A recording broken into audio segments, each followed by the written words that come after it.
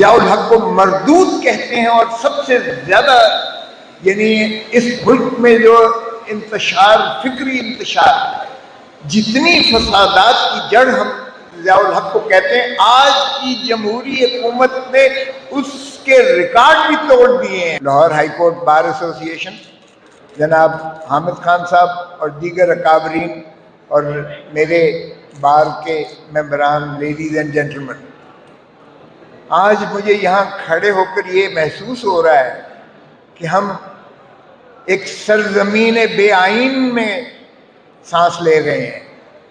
آج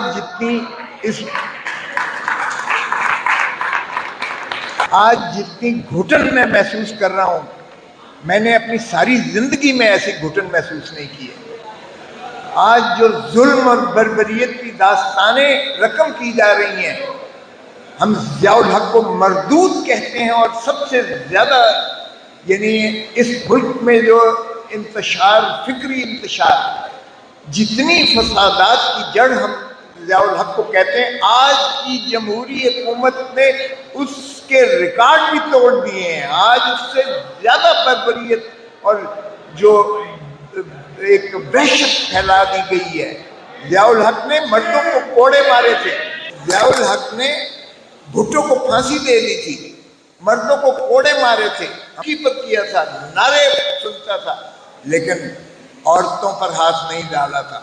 جو اس ملک میں یہ ایک ریت ڈالی جا رہی ہے، اللہ معافی دے، جس طرح پچھلوں نے کہا تھا نا جی ہم تو کچھ نہیں کر رہے تھے، وہی کر رہا تھا، یہ جانے والے بھی جب جائیں گے تو یہ بھی یہی رونا روئیں گے کہ ہم نہیں کر رہے تھے، کوئی اور کر رہا تھا۔ او بھائی پھر کیوں دفاع کر رہے ہو؟ پھر کیوں ایسی حرکتیں کر رہے ہو کہ 75-80 سال کے سواتی کو جس طرح سے اس پر تشدد کیا گیا، اور رو رو کے اس نے کہا کہ میری اور میری خانوادے کی جس طرح تصویریں ننگی جو ہے مشتہری کی گئی ہے، جس طرح سے مزاری، شیریں مزاری کو جس طرح سے 5 مرتبہ عدالت عالیہ نے ضمانت لی، اور پھر اس کو جو ہے ایمان مزاری کی جب دھمکی دی گئی، کوئی بھی ماں، کوئی بھی باپ یہ برداشت نہیں کر سکتا۔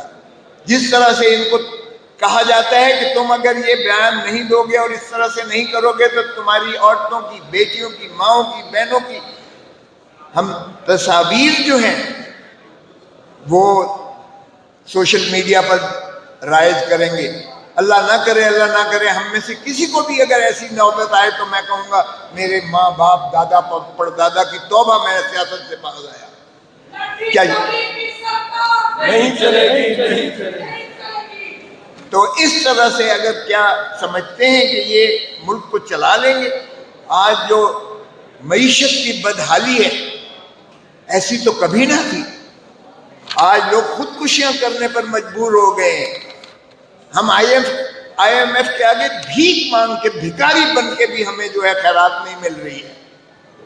ہم نے عوام پر اتنا بوجھ ڈال دیا ہے کہ ان کو سانس لینے کا ان کو جو ہے دقت ہو رہی ہے، دشواری ہو رہی ہے۔ ارے خدا کا خوف کرو، آج پھر کالے کوٹ کو پکار رہی ہے یہ دھرتی ماں۔ آج پھر وکلاء کو جو ہے وہی تحریک کی ضرورت ہے جو ہم نے 2007 میں کی تھی، جب میرا سر پھٹا تھا سب سے پہلے اب مال کی سڑکوں پر۔ آج پھر اسی اتحاد اور اتفاق کی ضرورت ہے اگر ہم نے آئین کو بحال کرنا ہے اور آئین کو دوبارہ سے اس رول آف لا کی طرف ہم نے لے کے جانے ہیں معاملات کو۔ دیکھیں ظلم کی ریاست تو چل جاتی ہے، بے انصافی کی یقین کیجئے گا، یہ حضرت علی نے فرمایا تھا کہ ظلم کی ریاست تو چل جاتی ہے لیکن بے انصافی کی ریاست نہیں چل سکتی ہے۔ اور میں توقع کرتا ہوں کہ یہ سپریم کورٹ ساری جو ہے اکٹھی 15 ججز ہیں، اگر جسٹس ہلالی آ جاتی ہے دوسری خاتون جو ہے سپریم کورٹ میں تو 16 ججز، یہ خود سو موٹو اس چیز کا نوٹس لیں کہ کیوں کر جو ہے عدلیہ کی تضحیک ہو رہی ہے۔ ضیاء الحق نے کہا تھا یہ آئین یہ چند کاغذ کے ٹکڑے، اور اس نے اپنی جوتی کی نوک پر رکھا تھا۔ آج انہوں نے اسی آئین کو جوتی کی نوک سے بھی اوپر بکھیر دیا ہے ہوا میں۔ اب بتائیے گا کہ سپریم کورٹ کا فیصلہ کدھر گیا؟ میں پوچھتا ہوں 14 مئی کو الیکشن جو ہے پنجاب میں ہونے سے کیا ہوا؟ کہتے ہیں ہمارے پاس جو ہے ہمارے پاس پیسے نہیں ہیں. ارے بھائی تمہارے پاس باقی تو ہر چیز کے لیے پیسے ہیں. اتنی بڑی کابینہ کے اخراجات کے تمہارے پاس پیسے ہیں. تم نے اتنے زیادہ فنڈ جو ہے اپنے ایم این ایس کو دے دیے کہ جو مرضی اللہ کرو. تم بجٹ میں ذرا دیکھو تم نے کیا کیا رکھے ہیں چیزیں. اور جب سپریم کورٹ نے خود بلایا تھا اسٹیٹ بینک کے گورنر کو, تو اسٹیٹ بینک کے گورنر نے بتایا تھا کہ پیسے ہمارے پاس موجود ہیں.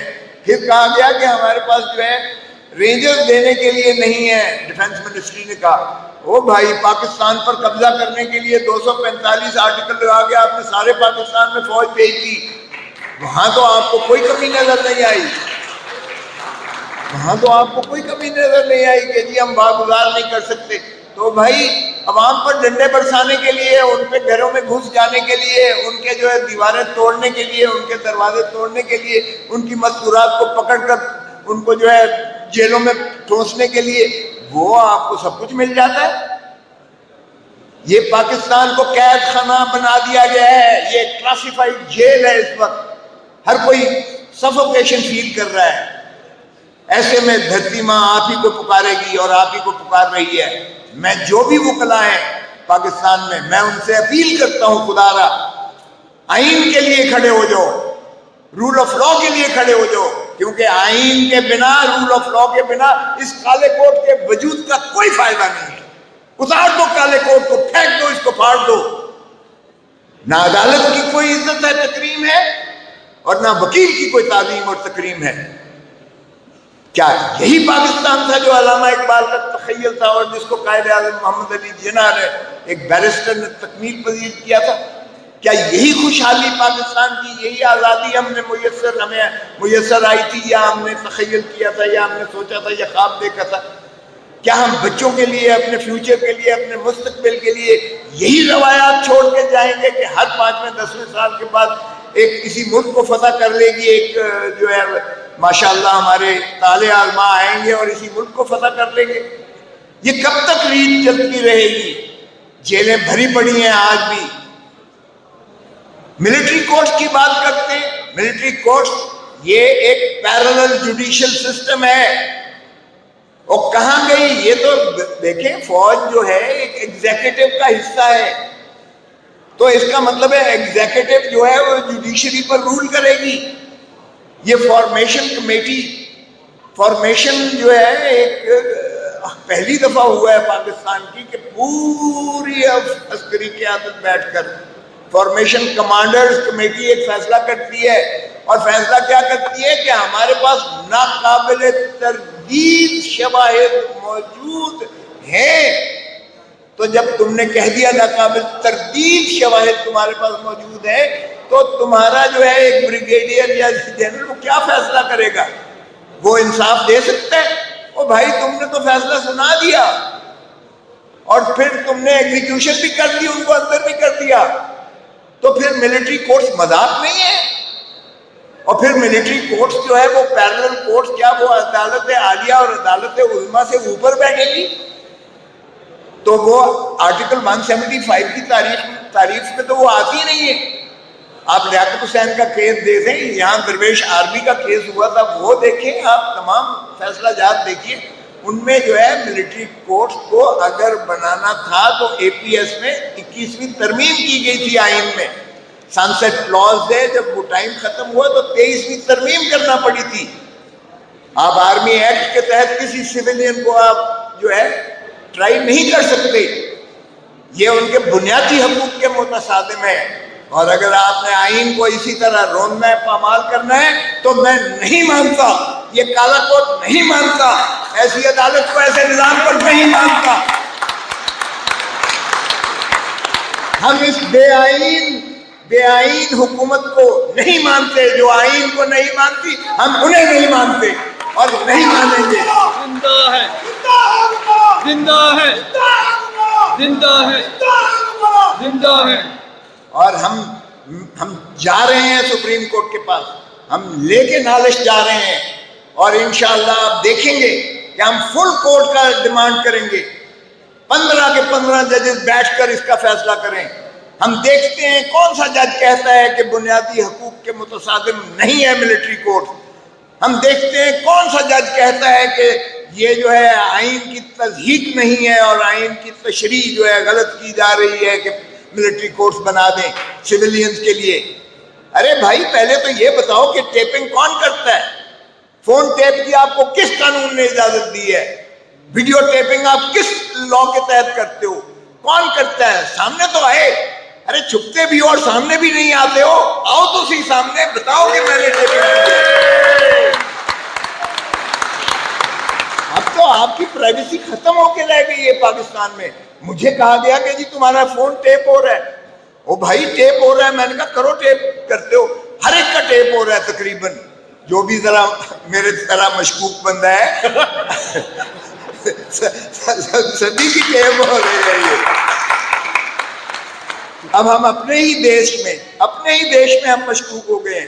ہم اپنے ہی دیش میں ہم جو ہے فریلی بات نہیں کر سکتے کسی کے ساتھ, اس خوف کے ساتھ.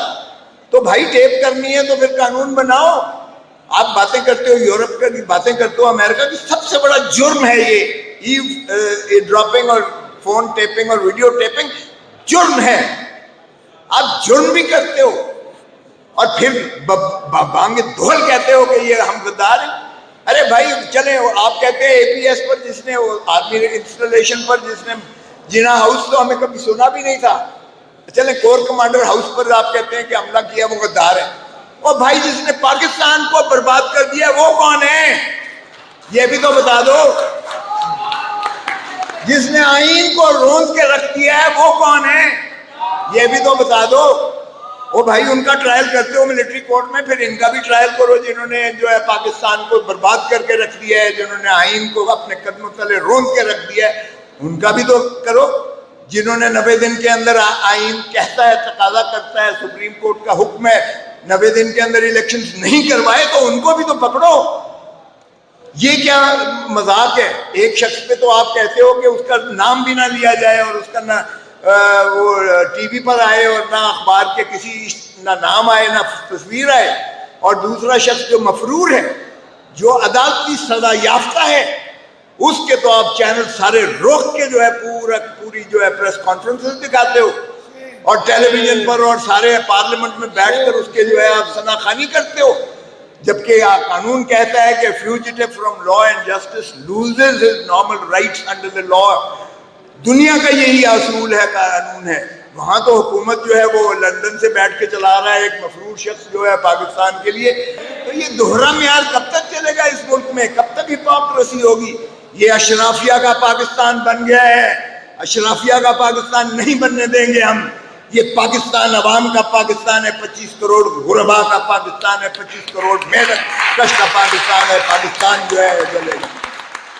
اللہ ٹی وی کی ویڈیوز دیکھنے کے لیے ہمارے چینل کو سبسکرائب کریں اور بیل آئیکن پر کلک کریں تاکہ آپ ہماری آنے والی ہر نئی ویڈیو سے باخبر رہ سکیں. اللہ ٹی وی پاکستانیوں کا عوامی چینل ہے. ہم صرف اپنی نہیں سناتے, آپ کی بھی سنتے ہیں. کسی بھی خبر پر تبصرہ کرنے کے لیے ہمارے واٹس ایپ نمبر پر اپنا پیغام بھیجیں.